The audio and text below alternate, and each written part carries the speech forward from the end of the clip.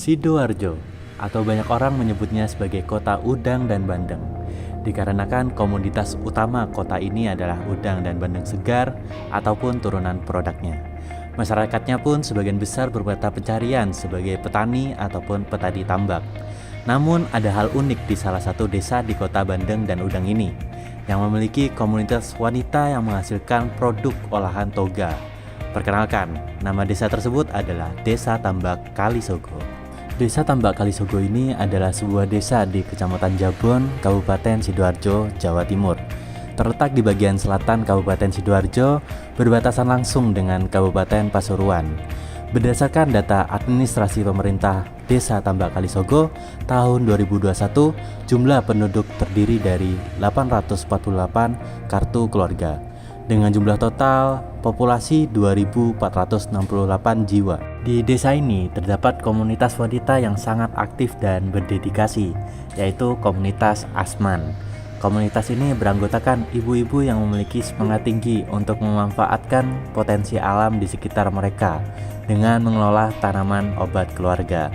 Mereka bukan hanya bercocok tanam, tetapi juga menghasilkan berbagai produk herbal yang memiliki manfaat kesehatan. Beberapa produk yang dihasilkan oleh komunitas Asman diantaranya minuman Ralinu, puding moringa, dan keripik kembang turi. Sayangnya, meskipun produk yang mereka buat berkualitas dan memiliki potensi pasar yang baik, ada beberapa tantangan yang dihadapi komunitas ini. Beberapa masalah yang dihadapi oleh komunitas Asman ini adalah yang pertama, kurangnya waktu untuk merawat tanaman toga. Sebagai ibu rumah tangga yang juga sibuk dengan aktivitas sehari-hari, para anggota komunitas ini seringkali kesulitan merawat tanaman toga mereka secara optimal, sehingga produktivitas tanaman toga yang mereka tanam kurang optimal. Yang kedua, minimnya inovasi produk.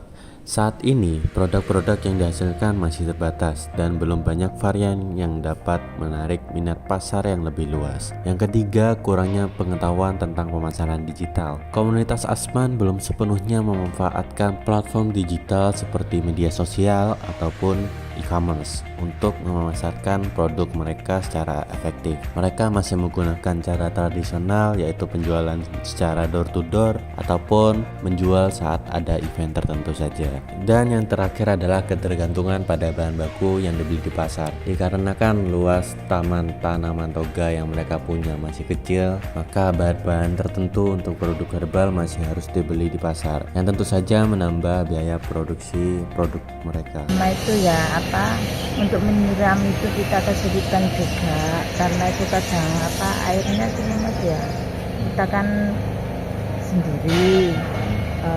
Setiap hari itu ada yang piket, orang dua-dua. Kebetulan teman saya itu sekarang cuti. Nah, jadi saya sendiri. Nah, Mas, kita masih awal ya. Jadi kita itu belum produksinya belum setiap hari. Kalau kita ada yang pesan baru kita buatkan. Maka dari itu kami hadir untuk membantu komunitas Asman mengatasi permasalahan ini melalui solusi yang inovatif. Di antaranya yang pertama, menyediakan sistem penyiraman tanaman berbasis IoT.